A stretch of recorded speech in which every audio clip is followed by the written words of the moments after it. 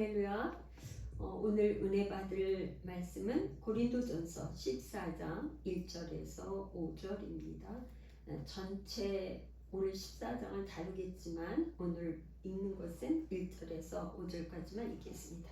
사랑을 추구하며 신령한 것들을 사모하되 특별히 예언을 하려고 하라.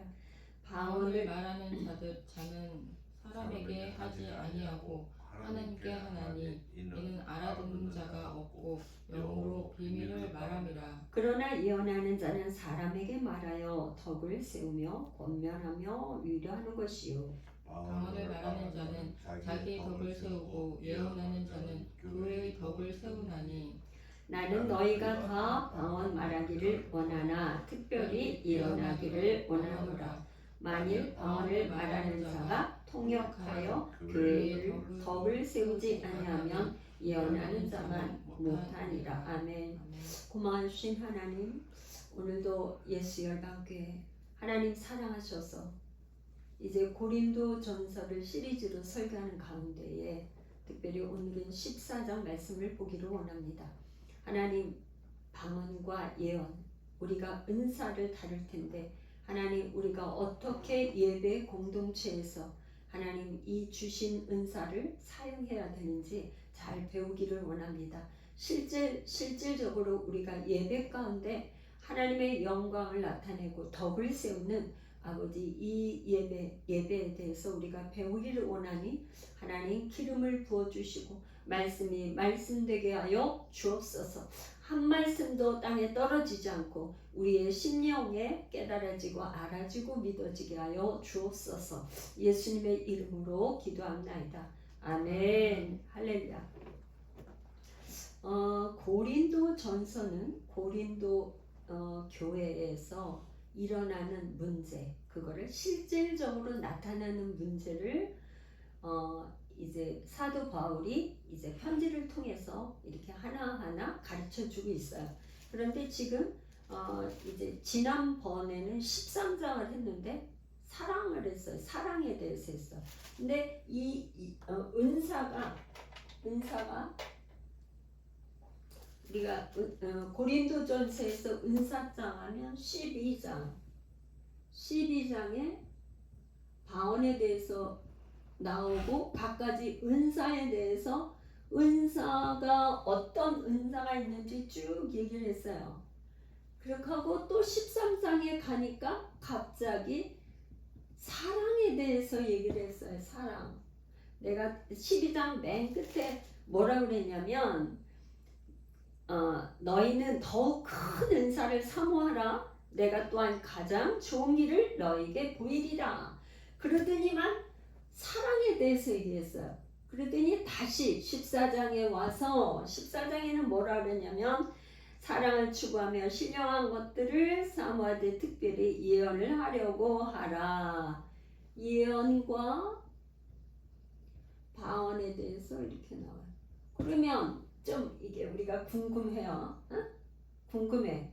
아니 지금 사도 바울이 12장에서 말하던 대로 방언이나 각가지 은사에 대해서 얘기를 했으며 쭉 그대로 하지.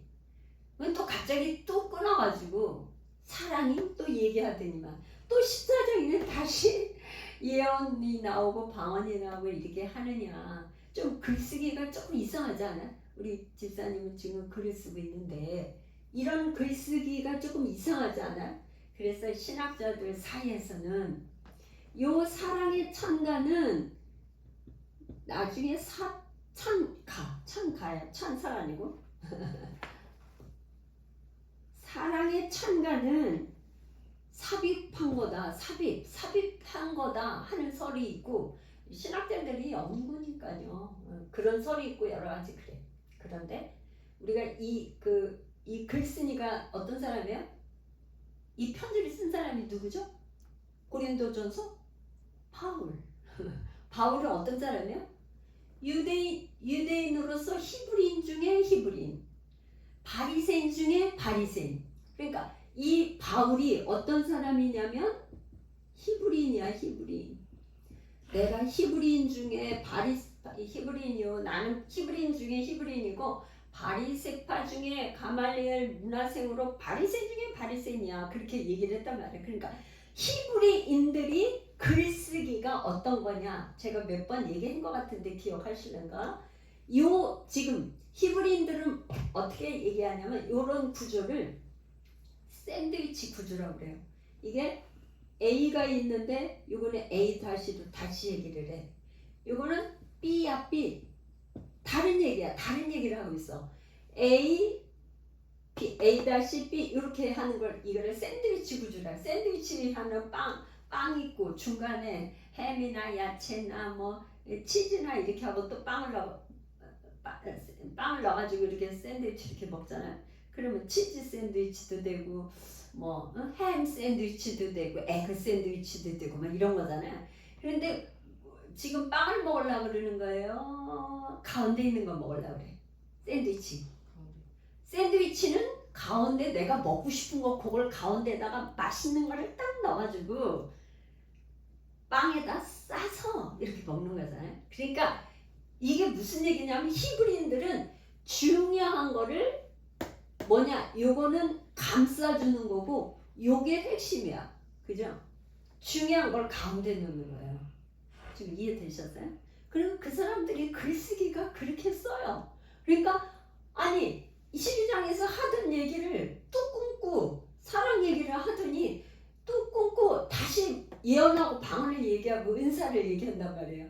이게 히브리인들의 글쓰기예요. 그러니까 지금 지난 시간에 사랑을 얘기할 때 뭐라 그랬냐면 너희들이 만약에 방언을 말하고 천사의 말을 할지라도 사랑이 없으면 아무것도 아니고 또 그 다음에 뭐 예언하는 능력이 있어서 모든 비밀을 알고 뭐 갖가지 뭐 그거 알아도 사랑이 없으면 꽝. 또 그 다음에 뭐야? 막 산을 옮길 만한 믿음이 있어서 능력을 행해도 사랑이 없으면 아무것도 아니야. 그리고 뭐 구제라고 자기 몸을 온전히 다 불사라 헌신을 하고 순교를 해도 사랑이 없으면 아무것도 아니다. 그러니까 nothing 아무것도 아니라고 사도 바울이 강조를 하면서 뭐가 제일이라는 거야? 맨 중에 믿음, 소망, 사랑. 그건 항상 있지만 그 중에 제일은 사랑. 그 중에 제일은 사랑이다. 사랑을 강조했단 말이야. 그래가지고 이 사랑을 강조했는데 그 중에 제일은 사랑이다. 구약 때는 자 한번 보세요. 구약 때 제일이라고 한 단어가 있는데 구약에서는 제일이라고 한 게 뭐예요? 구약에서는 지혜, 잠언서에 지혜가 제일이니 지혜가 제일이니 그러니까 구약에는 지혜가 제일이라고 계속 그랬어. 근데 이게 신약에 와서는요 골로새서에 이 예수 그리스도 안에는 모든 지혜와 골로새서 2장 보화와 온갖 것이 예수 그리스도 안에 지혜도 있고 온갖 보화가 다 있다 이 말이에요. 할렐루야. 그러면 어떻게 돼? 구약 시대 때는 지혜가 제일이라고 했는데 신약에 와서 그 예수 그리스도 안에 지혜뿐만 아니라 보화와 모든 것이 그리스도 안에 있다는 말이에요. 그래서 지난 시간에 할 때 뭐냐? 이 예수 그리스도를 요한복음에서 요한일서에서 뭐라 하죠? 하나님은 뭐라고? 사랑이시니라. 하나님은 하나님 이퀄 사랑이라는 요한 사도는 하나님을 자기가 경험하고 만난 요한 사도가 만난 하나님은 사랑이야. 사랑. 그래서 하나님은 사랑이시니라 그랬단 말이에요. 그러니까 요한 사도는 하나님은 사랑입니다. 이렇게 얘기하고 사도 바울은 뭐라고 그랬냐면 믿음, 소망, 사랑은 항상 있지만 그 중에 사랑이 제일이야. 그래서 그리스도는 사랑이시다. 그리스도의 십자가 사랑 그걸 얘기하면서 사랑이 없으면 아무것도 아니야. 그래서 이 사랑 참가를 할 때 뭘 집어넣었어요? 그리스도. 사랑은 오래 참고 사랑은 온유하며 이렇게 할 때 뭐 했어요? 그리스도는 오래 참고 그리스도는 온유하며 시기하지 아니하며 그리스도는 자랑하지 아니하며 교만하지만 이렇게 우리가 읽었잖아요. 할렐루야. 그렇게 읽었어요. 그렇죠? 그렇게 했는데 이제 뭐냐? 14장에서 다시 이제 이 지금 사도 바울이 고린도 교회에 얘기해 주고 싶은 것은 뭐냐면 이 사람들이 고린도 교회는 어떤 성향의 가지고 있는 사람들이 많았었냐면요. 말하자면 보이는 것보다, 그러니까 예수님은 오셔서 설교하실 때 예수님의 설교는 정말 시각적으로 이렇게 누구나가 다 알아들 수 있게 설교를 하셨어. 그죠? 네? 예수님은 공간복음에 이렇게 보면 예수님이 말씀하시기는 뭐 지식이 많은 사람은 알아듣는다든가 뭐 이런 게 아니고 그냥 누구나 평이하게 누구나 쉽게 알아들을 수 있도록 이렇게 뭐 그냥 믿음에서 너희들 봐, 이 산이 이렇게 있지? 그 산이 너희들이 겨자씨만한 믿음만 있어도 이 산을 명하여 바다에 던져지라면 그렇게 되는 거야. 그러니까 믿음을 말할 때 그냥 말씀을 하시지 않고 그렇게 비유해서 얘기를 하셨어요. 이 산을 향하여 너희들이 믿음을 가지고 뭐 겨자씨만한 믿음만 가지고 있어도 이 산을 명하여 바다에 던져지라 하면 그렇게 된다는 거예요. 그러니까 이 무화과 나무에게 예수님이 이제 다시는 이제 무화과 나무에 열매를 맺지 못하리라 했는데 무화과 나무가 벌써 뿌리가 말라가지고 그냥 시들시들해졌단 말이죠. 그러니까 이 예수님의 제자들이 너무나 놀랬잖아요. 그럴 때 그거를 그렇게 보이는 시각적으로 그렇게 설교를 했어. 그런데 그러니까 사도 바울도 늘 이렇게 설교할 때 이렇게 쉽게, 그러니까 설교를 잘하는 건 아주 쉽게 해야 돼. 저도 이렇게 쉽게 설교를 못하는 건 잘 못하는 거예요. 그러니까 아주 여러분들이 정말 아주 쉽게 들을 수 있게 설교하는 게 잘하는 건데 이 지금 고린도 교인들은 뭐를 중시 여기냐면 보이는 거가 중요한 게 아니고 보이지 않는 비밀스러운 거를 아는 거가 최고다 하는 그런 프라이드를 갖고 있어요. 그런 생각을 갖고 있었어요. 그러면 여러분 생각해 보세요. 방언하고 예언하고 이렇게 볼 때 방언은 뭐예요? 하나님 앞에 비밀을 말하는 거. 비밀을 말하니까 알아들을 수가 없어. 그런데 그 방언을 말하는 사람은 어떻게 된 거예요? 나는 비밀한 거를 하나님 앞에 얘기해요. 그러니까 자기를 그거를 자랑하고 이랬단 말이에요. 그랬는데 지금 사도 바울이 그게 잘못됐다는 거를 가르쳐 주는 거야. 이 방언은 하나님 앞에 비밀을 말하는 거니까 자기의 덕을 세우니까 하나님 앞에 자기 자신의 이렇게 비밀한 걸 하나님과 계속 교제하는 가운데 자기의 내적인 변화 이런 거를 만들지만 사람들이 알아듣지를 못하기 때문에 공공 예배의 그 가운데에서는 방언이 아니라 알아들을 수 있는 말로 해라. 그게 예언이에요. 예언. 그러니까 이 방언을 했다. 그러면 반드시 통역하는 사람이 있어서 통역을 해주지 않으면 방언을 하지 말라 이렇게 얘기한 거예요. 예배 시간. 그러니까 그 고린도 교회에서 왜 그러면 사도 바울이 이렇게 했냐? 그때 당시에는 자 보세요. 저를 한번 보세요.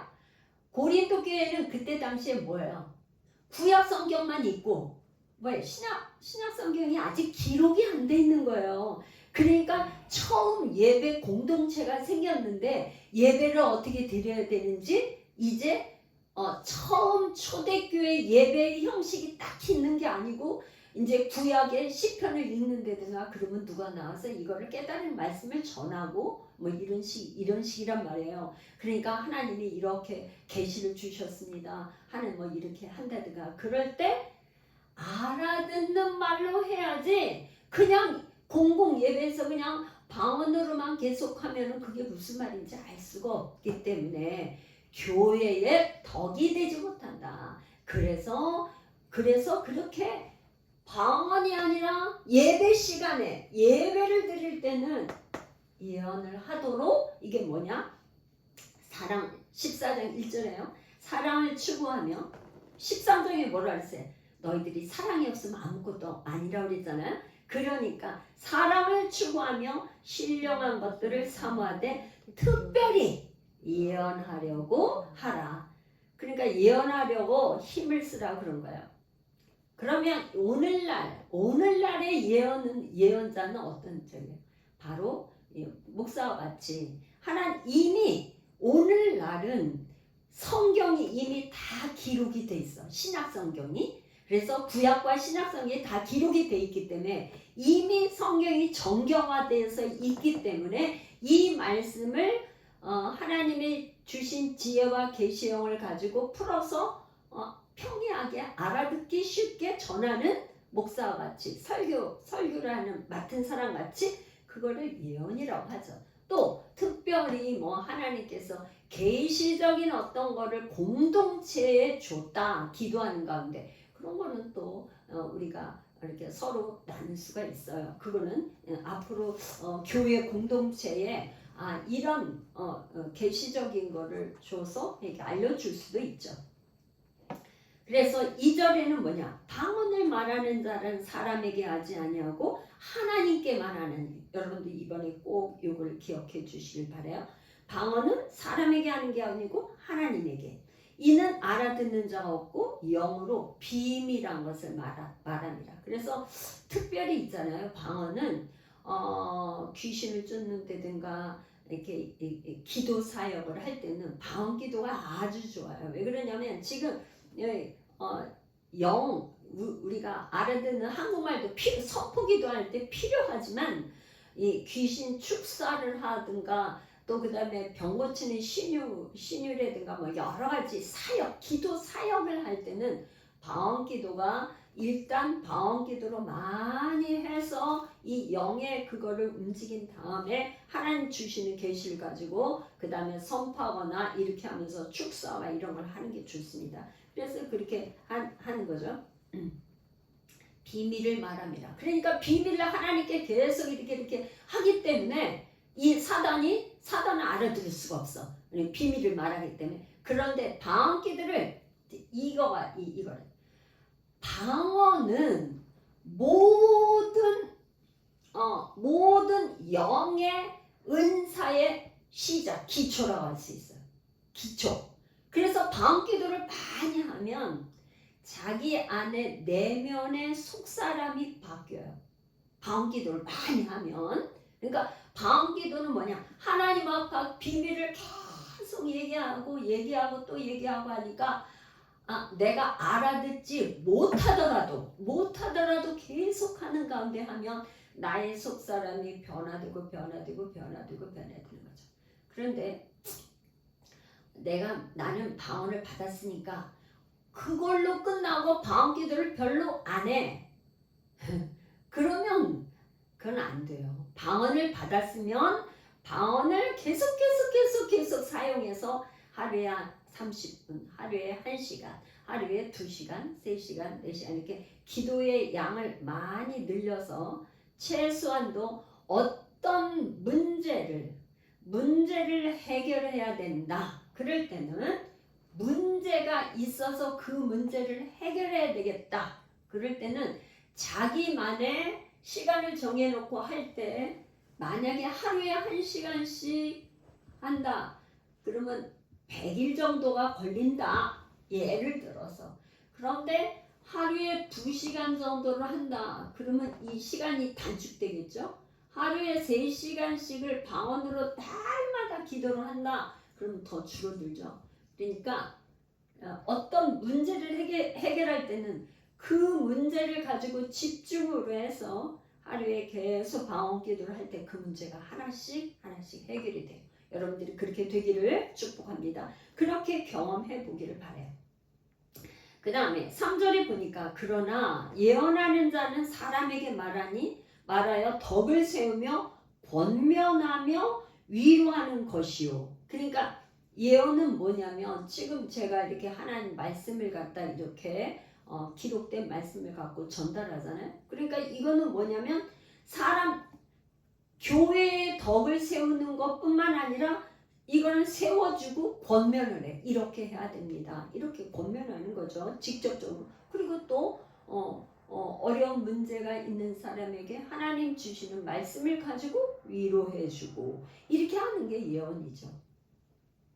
4절 방언을 말하는 자는 자기의 덕을 세우고 예언하는 자는 교회의 덕을 세우나니 당연히 그렇죠. 예언하는 사람은 지금 제가 이렇게 하나님 말씀을 선포하는 이것이 교회의 덕을 세우고 나는 5절 나는 너희가 다 방언 말하기를 원하나 특별히 예언하기를 원하노라. 다만 방언을 말하는 자가 통역하여 교회의 덕을 세우지 아니하면 예언하는 자만 못하니라. 그러니까 고린도 교회에서는 방언하는 사람들이 자기만 방언 받았다고 내가 방언을 받은 사람이야 그러면서 굉장히 자랑하고 그런 걸로 인해서 문제가 생긴 거죠. 6절 그런즉 형제들아 내가 너희에게 나아가서 방언으로 말하고 계시나 지식이나 예언이나 가르치는 것으로 말하지 아니하면 너희에게 무엇이 유익하리요. 사도 바울이 지금 전도하면서 고린도 교회를 실제 세운 교회인데 예언을 안 하고 방언만 말했으면은 그게 무슨 유익이 있겠어요. 그러니까 그때 당시 사도 바울이 이렇게 처음 전도하면서 교회를 세우던 초대교회 시대 때는 하나님께서 이 계시와 지혜와 계시형을 사도 바울 같은 전도자한테 많이 줘가지고 이렇게 사람 지금도 이렇게 특별히 하면 그렇게 할 수 있는데 그렇게 예언을 통해서 사람마다의 예언을 통해서 많이 이렇게 깨닫게 하고 이렇게 했었던 그런 사역이 아주 이렇게 굉장히 활발하게 있었던 것을 알 수 있어요. 왜? 사도행전을 보면 사도 바울이 그렇게 사역을 했으니까. 그런데 말하자면 방언만 말하고 예언을 하지 않았으면 아무 유익이 없다 이 말이죠. 그러니까 방언뿐만 아니라 예언을 통해서 상대방에게 교회의 덕을 세우고 유익이 되게 해야 된다. 그러니까 하여튼 은사는 뭐예요? 덕이 돼야 돼. 덕이 돼야 돼. 유익해야 돼. 다른 사람에게 유익을 주는 은사가 그렇게 돼야 된다. 그런 말이에요. 7절 혹 필이나 검은과 같이 생명 없는 것이 소리를 낼 때에 그 음의 분별을 나타내지 아니하면 필이 부는 것인지 검은 것 하는 것인지 어찌 알게 되리요. 만일 나팔이 분명하지 못한 소리를 내면 누가 전투를 준비하려. 고대 시대 때는 전쟁이 났다 하면 나팔을 이렇게 불어. 그래서 지금은 이 나팔 소리가 전쟁이 났다는 뜻인지 아니면은 모임을 하기 위해서 나팔을 분다. 나팔의 그 소리가 이렇게 불 때는 이 공동체의 어떤 규칙이 있는 거죠. 규칙을 정해놓고 이럴 때 저럴 때 전쟁 날 때 무슨 때 다 맞춰서 나팔 부는 게 틀렸다 이 말이에요. 그런데 그게 분명하지 않으면 그 소리에 따라서 어떻게 움직여야 될지 모르는 거죠. 나팔 소리가. 그런 것처럼 그게 분명하지 않으면 아무런 소용이 없다. 아무런 소용이 알아들을 수가 없기 때문에 그렇다는 거죠. 9절 이와 같이 너희도 혀로서 알아듣기 쉬운 말을 하지 아니하면 그 말하는 것이 어찌 아니요 이는 허공에다 말하는 것이라. 이같이 세상의 소리의 종류가 많으나 뜻없는 소리는 없나니 그러므로 내가 그 소리의 뜻을 알지 못하면 내가 말하는 자에게 외국인이 되고 말하는 자도 내게 외국인이 되리니. 그러므로 이제 12절 그러므로 너희도 영적인 것을 사모하는 자인 즉 교회의 덕을 세기 위하여 그것이 풍성하기를 구하라. 그렇죠? 풍성하기를 영적인 것 그러니까 신령한 것 여기 고린도 교회는 신령한 것 이거를 고린도 교인들이 굉장히 이제 사모했어요. 방언하고 막 이런 거를 굉장히 신령한 사람으로 생각을 했어.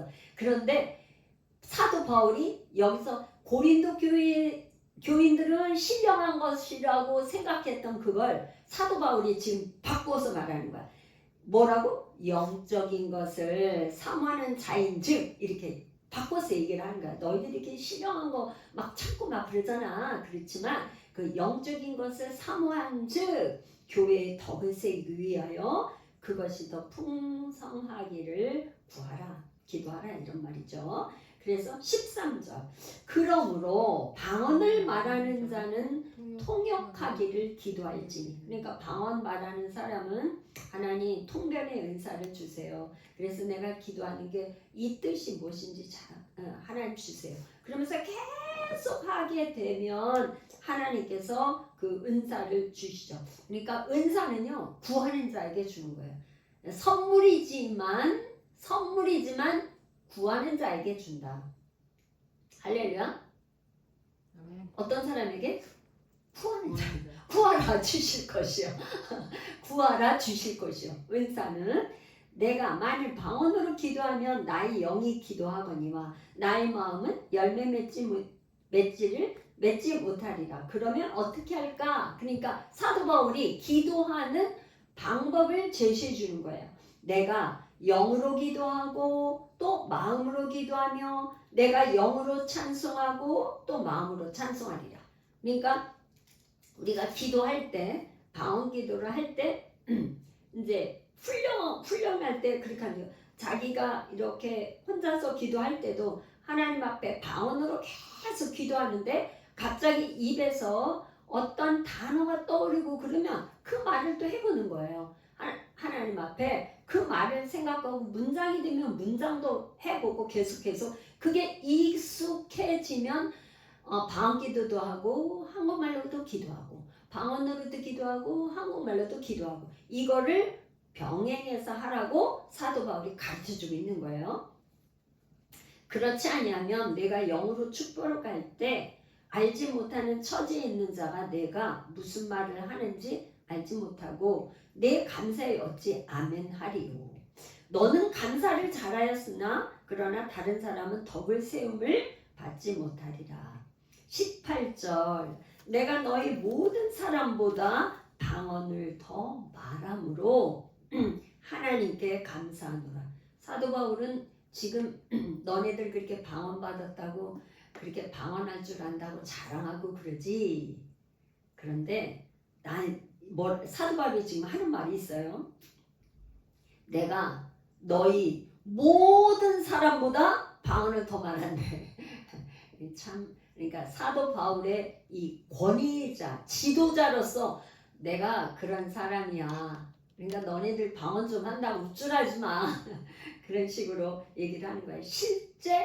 실제적으로 사도 바울은 엄청 기도의 사람이잖아요. 그러니까 기도하는 가운데 3층 천에도 올라갔다 왔고 그런 사람이잖아요. 그래서 고린도 후서의 11장인가 보면 그렇게 얘기해. 11장에 가서 그런 얘기를 하잖아요. 내가 한 사람을 아느니 그가 3층 천에 올라가서 가히 사람의 말로는 짐작할 수 없는 그런 걸 보았다 이렇게 들었다 보았다 이렇게 얘기하잖아요. 19절 그러나 교회에서 내가 남을 가르치기 위하여 깨달은 마음으로 5마디 말을 하는 것이 1만 마디 방언으로 말하는 것보다 나으니라. 그러니까 깨달아서 이걸 깨달았습니다 이렇게 말하는 것이 1만 마디 방언을 말하는 것보다 낫대요. 제가 정말 로마서를 갖다가 로마서를 다 이렇게 로마서 강해를 시리즈로 다 마치고 나서 저에게 하나님께서 하나의 그 은혜를 주고 깨달음을 주신 게 교회였어. 교회. 그리스도 안에서 교회가 어떤 적인지를 깨닫게 해주셔서 저는 개인적으로 너무나 그게 좋아가지고 자꾸 이제 그리스도 안에서 저는 이제 그래서 그렇게 이제까지 사용을 하고 있었지만 주 예수 그리스도 안에서 사도 바울은 어떤 편지를 쓰든지 인사나 끝말이나 다 항상 할 때 우리 주 예수 그리스도 안에 사도 바울 그 말 많이 썼거든요. 그런데 그걸 제가 사도 바울이 그렇게 편지하게 된 그거를 좀 개인적으로 깨닫고 나니까 너무나 그게 귀해서 저도 그렇게 따라서 쓰려고 그럽니다. 할렐루야. 20절 형제들아 지혜에는 아이가 되지 말고 악에는 어린아이가 되라. 지혜에는 장성한 사람이 되라. 율법에 기록된 바 주께서 이르시되 내가 다른 방언을 말하는 자와 다른 입술로 이 백성에게 말할지라도 그들이 여전히 듣지 아니하리라 하였으니 그러므로 방언은 믿는 자들을 위하지 아니하고 방언은 믿는 자들을 위해서 하는 게 아니라는 거예요. 믿지 아니하는 자들을 위하는 표적이나 그러니까 믿지 않는 사람들을 위해 그 사람들에게 표적으로 방언을 한다 이 말이에요. 그런데 예언은 믿지 아니하는 자들을 위하지 않고 믿는 자들을 예언은 지금 믿는 우리 성도들에게 지금 제가 예언을 하고 있는 거잖아요. 설교를 하고 있는 거잖아요. 그러니까 믿는 사람을 위한 거죠. 그러므로 23절 그러므로 온 교회가 함께 모여 다 방언으로 말하면 알지 못하는 자들이나 믿지 아니하는 자들이 들어와서 너희를 미쳤다 하지 아니하겠느냐. 그러나 다 예언을 하면 믿지 아니하는 자들이나 알지 못하는 자들이 들어와서 모든 사람에게 책망을 들으며 모든 사람에게 판단을 받고 그 마음에 숨은 일들이 드러나게 되므로 엎드려 하나님께 경배하며 하나님이 참으로 너희 가운데 계신다 전파리라. 그러니까 예를 들어서 믿지 않는 사람들이 왔는데 그 사람에게 하나님께서 주시는 지혜와 계시의 영을 통해서 그 사람의 어떤 비밀한 것을 드러내서 알게 해주신 것을 말할 때는 와 정말 이 모임 가운데 하나님이 계시구나. 왜? 아무도 모르는 그 숨겨진 사람마다의 그 숨겨진 뭐가가 있는 거를 얘기를 해. 그게 뭐예요? 예수님이 전도할 때 사마리아 여인에게 사마리아 여인이 왔을 때 네 남편을 데려오라 하니까 네 남편이 지금 5인데 그 남편도 네 남편이 아니야. 그런 얘기를 했단 말이죠. 그러니까는 이 여자 그 물을 길러 온 여자 당신은 선지자입니다. 그렇게 깜짝 놀란 게 아니에요. 그러니까 그런 거는 특별히 하나님께서 지혜와 계시의 영, 지식의 은사를 주셔서 알게 하면 그렇게 되죠. 그렇게 하니까 그 사마리아 여인이 거기에서 예수님께 완전히 당신은 메시아입니다 고백하고 전도자가 되잖아요. 할렐루야. 26절 그런즉 형제들아 어찌할까 너희가 모일 때에 각각 찬송시도 있으며 그러니까 이제 예배의 규범 예배의 어떤 모델을 제시하는 거예요. 모일 때에 예배할 때 그런 말이에요. 모일 때에 예배할 때 찬송시 그때는 시편을 가지고 시편을 일정한 운율을 가지고 이렇게 노래했던 그게 찬송시죠. 가르치는 말씀도 있으며 계시도 있으며 방언도 있으며 통역함도 있나니 모든 것을 덕을 세우기 위하여 하라. 덕을 세워야 돼. 유익해야 돼. 공동체에 유익을 줘야 된다 이런 말. 그래서 특별히 있잖아요. 은사를 받았다고 하면서 예언을 하거나 어떤 은사를 가지고 받았다고 하면서 다른 사람의 말하자면 특별히 그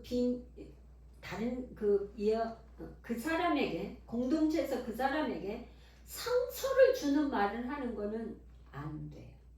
그러니까 예언은 뭐냐 그 사람을 위로하고 격려해주고 감싸주고 다시 말씀에 힘을 얻어서 소생함을 입어서 일어날 수 있는 그런 예언을 해줘야지 뭐 하나님이 뭐 계시로 보여줬다고 당신 뭐 이런 죄 졌지 하면서 이렇게 저기를 하면 그거는 그 사람이 오히려 상처받아갖고 도망가지 않겠어요.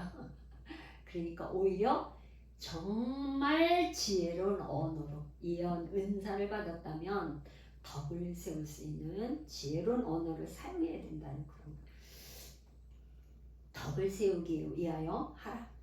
그러지 않으면 하지 말라는 거예요. 그렇지 않으려고 덕을 세우는 게 아니면 하지 마. 그런 얘기죠. 27절 만일 누가 방언으로 말하거든 두 사람이나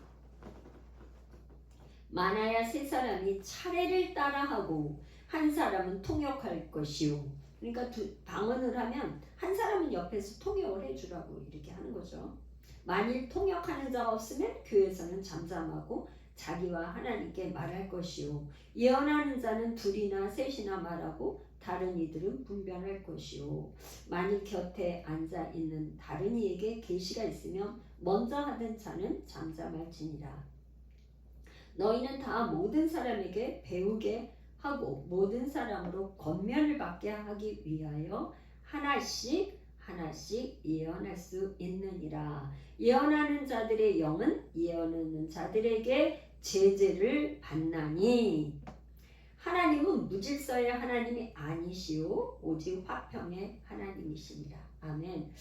저는 예전에 평신도 때 금요일이 되면은 은사가 막 이렇게 하는 그런 교회에서 섬긴 적도 있어요. 그런데 기도를 많이 하고 교회가 뜨거우니까 이제 이렇게 방언을 하면 이쪽에서는 계속 통변을 해. 그런데 방언하고 통변하는데 그때 당시 제가 참 감동을 받았어. 그 언어가 하늘의 언어여서 너무 아름다워. 듣는 것만도 은혜가 막 돼. 어쩜 그렇게 말이 아름다운지. 그러니까 하늘 언어라는 게 이 사람이 이 통역을 하는 거가 막 이게 듣는 사람으로 인해서 은혜가 돼. 은혜가 성령 안에서 막 너무너무 은혜스러워.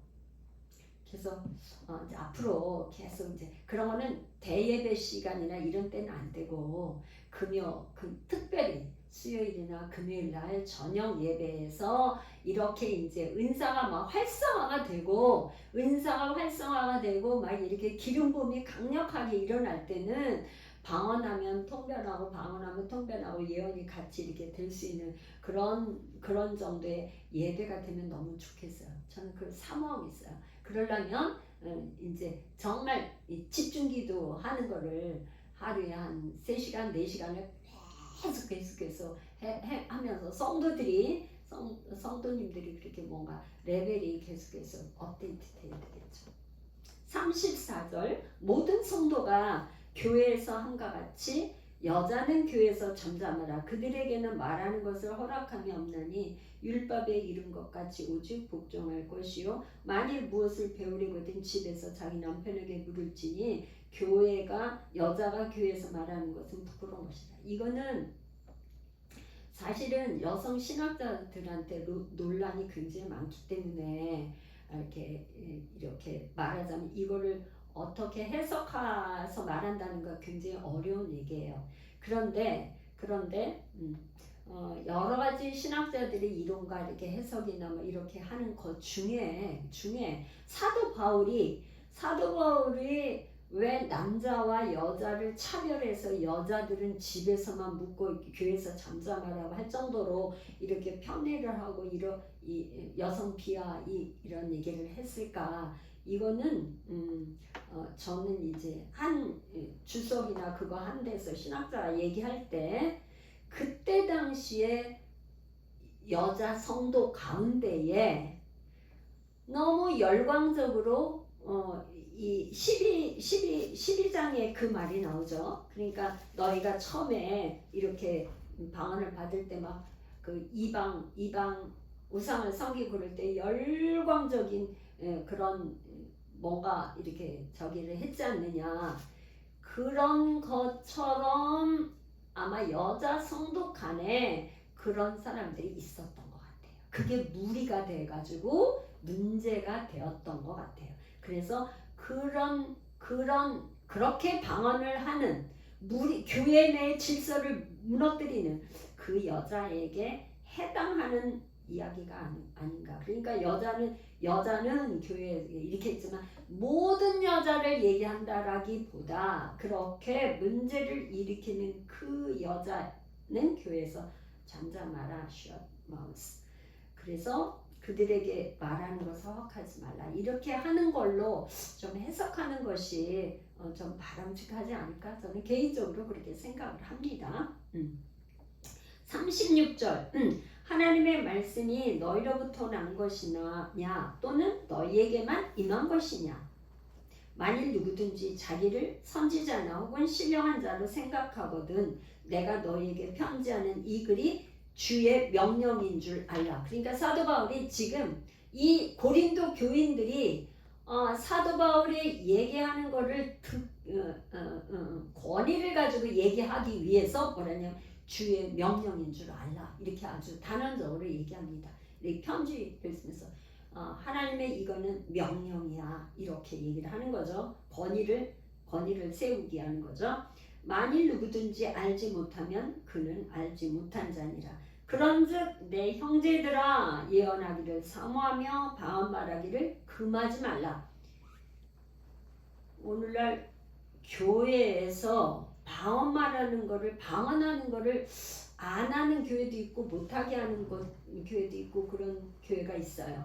그런데 성경에서 사도 바울은 방언 말하는 걸 금하지는 않은데 말하자면 공동체의 예배 시간 가운데는 그렇게 하지 말고 개인 기도하는 거 개인 기도할 때 방언으로 해야죠. 그걸 얘기를 하는 거죠.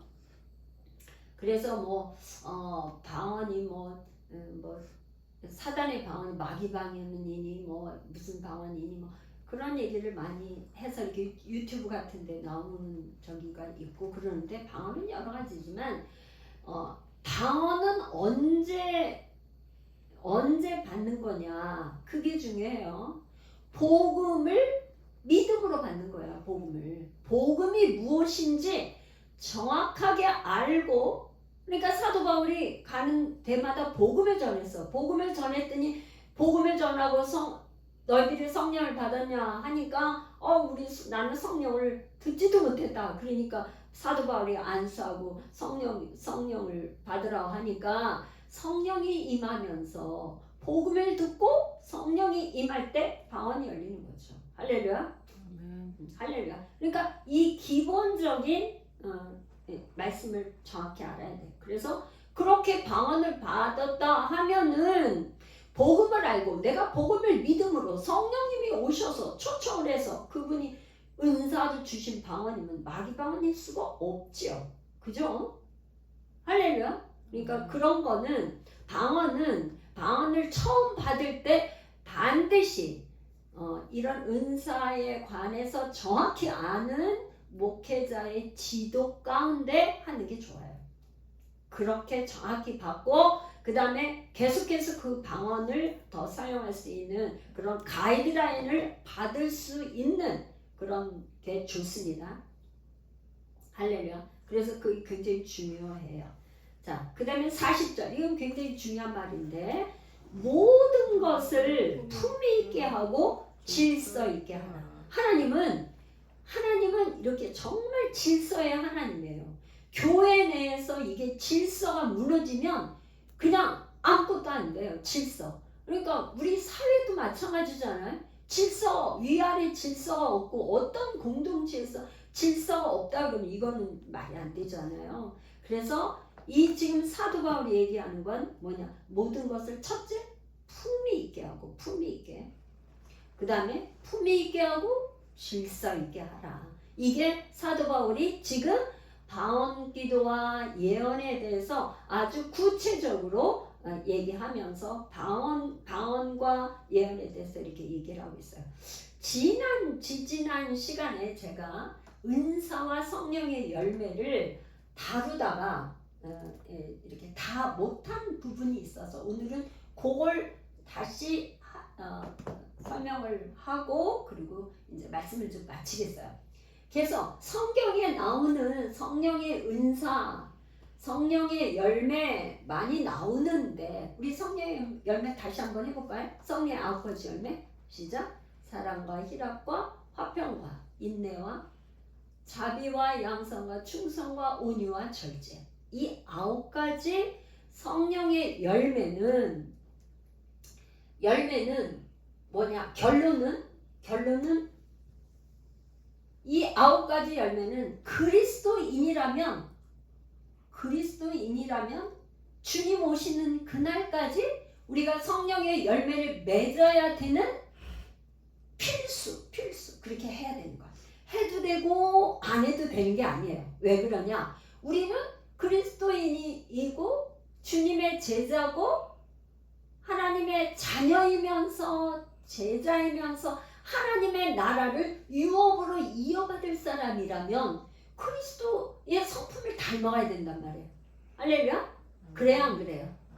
우리가 하나님의 나라, 그분의 하나님 나라를 유업으로 이어받을 사람인데 그리스도의 성품을 안 담고 마귀의 성품을 닮으면 어떡하겠어요? 응? 그래야 안 그래요? 누구 성품을 닮아야 돼? 그리스도의 성품을 닮아야 되겠죠? 그러니까 그리스도의 성품을 담는데 이 성령의 열매. 그래서 그 전에 제가 이렇게 전도여행을 가면서 여수의 그 교회 이름을 잃어버렸는데 거기는 새벽기도 때 이렇게 설교 내용이 성품 변화에 대한 이 설교를 쭉 하시더라고요. 성품, 그리스도의 성품, 사랑이잖아요. 그러면 사랑에 대한, 그러니까 성경을 읽을 때 여러분들이 예를 들어서 공간복음을 읽었다, 뭐 어디 읽었다 그러면 우리 하나님은 이런 성품을 가지고 계시구나, 사랑이 많으신 하나님이시구나, 나도 이렇게 주님의 사랑을 배워야 되겠다. 그렇게 성품 변화에 대해서 묵상하면서 배우고 이렇게 하는 것이 여러분 묵상에서 꼭 그게 필요해요. 그냥 하는 것보다 성품, 그리스도의 성품을 배우는 거. 그래서 성령의 열매와 은사, 그거를 제가 정리해 봤어요. 은사는 은사 자체를 활용하는 거야. 하나님이 주신 은사, 파운기도 은사 자체를 그냥 활용하는 거예요. 그리고 교회 봉사와 사역을 할 때도 방언기도 하면서 기도 사역 할 때는 방언기도가 너무 중요해. 기도 사역 할 때는. 그러니까 그렇게 교회 뭐 봉사하고 이렇게 하는 거에는 은사, 섬기는 은사를 받으신 분은 섬기는 봉사는 그런 거잖아요. 뭐 기도뿐만 아니라 여러 가지 은사를 줬잖아, 그죠? 그 다음에 교회를 세우는 수단이에요, 수단. 목적이 아니고 수단이에요, 은사는. 그런데 또 이거는 임시적이에요, 임시적. 영원하지 않아. 그런데 이 은사는요, 다양해. 뭐 은사는 로마 교회에서 얘기하는 은사 다르고 고린도 교회 은사 다르고, 은사는 다양하게 하나님께서 그 사람에게 하나님의 주권적으로 하나님의 의지를 가지고 그 사람에게 딱 맞는 은사를 주시는 거예요. 그러니까 나는 왜 저 사람이 가진 은사를 나도 갖고 싶은데 나는 이 은사를 저 은사를 안 주고 이 은사를 줬지? 그 사람에게 그게 맞는 거예요. 사람마다 기질이 다르고 DNA가 틀리고 다 틀린데 저 사람 가진 걸 내가 할 수 없어요. 하나님께서 너무나 잘 알기 때문에 주권적으로 선별해서 임시적으로 준 게 은사다. 할렐루야. 이해가 확실하게 되시죠? 아멘. 할렐루야. 확실하게 되시죠? 은사는 선물인데 받으면 받을수록 좋아. 그런데 그거는 수단이다 이 말이에요. 목적이 아니야. 성령의 열매는 어떠냐? 열매는 그리스도인의 삶에 변화시킴으로 덕을 세우는 거야. 그러니까 예수님이 그 무화과 나무를 저주하면서 이 무화과 나무 잎은 무성한데 열매가 없어. 무화과는 뭐예요? 잎이 무성한 게 목적이에요? 열매를 먹는 게 목적이에요?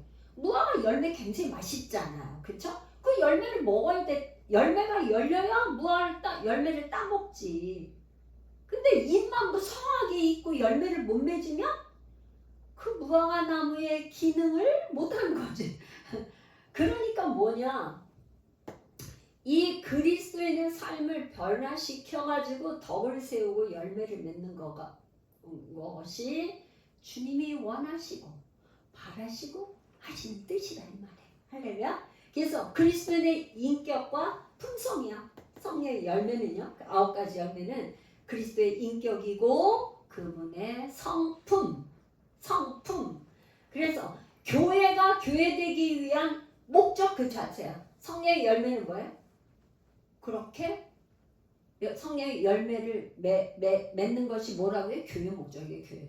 교회는 무조건 성령의 열매를 맺어야 돼. 그냥 여러분들이 정말 사랑의 열매를 맺고 사랑과 희락과 화평과 막 인내와 자비와 양성과 충성과 온유와 막 이런 절제에 풍성한 성령의 열매를 맺으시는 여러분들 다 되시기를 축복합니다. 그리고 성령의 열매는 영원해. 왜? 그리스도의 성품이니까. 그리고 이건 단수예요. 단수. 그러니까 우리가 지금 13장에 볼 때 사랑은 온유하고 사랑은 오래 참고 인내잖아. 사랑은 오래 참고 온유하며 시기하지 않으며 이게 하나의 그 사랑의 성품 안에 다 사실은 복합적으로 있는 거예요. 하나님은 자비가 많으시고 사랑이 많으시고 오래 참으시고 하나님의 성품에 다 이렇게 하나가 딱 이것만 있는 게 아니라 복합적으로 있으시잖아요. 통합적이고 통합적. 요즘에 병원에서 할 때 통합 시스템으로 이렇게 환자 치료하고 이렇게 하는 거. 그러니까 이거는 성령의 열매는 통합적이다. 그래서 맨 마지막에 열매는 성령의 열매예요. 성령의 열매는 그리스도인이라면 누구나 우리 하나님 예수 그리스도께서 이 땅에 재림하실 때까지 삶 속에서 맺어야 되는 것이에요. 맺어도 되고 안 맺어도 되고 이게 아니고 어떻게 맺어야 돼. 성령의 열매를 반드시 우리가 맺어서 그분의 기쁨이 되어야 된다. 할렐루야. 우리 이제 기도하겠습니다.